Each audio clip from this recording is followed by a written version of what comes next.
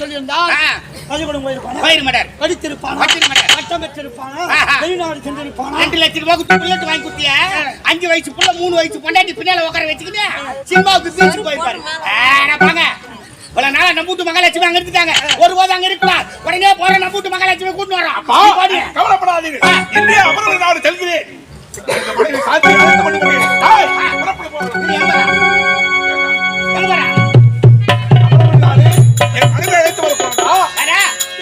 அமர்புரி நாட்டுக்கு போறேன். ஐயா நானும் அமர்புரி நாட்டுக்கு வரல. எனக்கு மாமியார் வீடு அமர்புரி நாடு தான். என் சமாச்சாரம் அங்கதாங்கிறான்.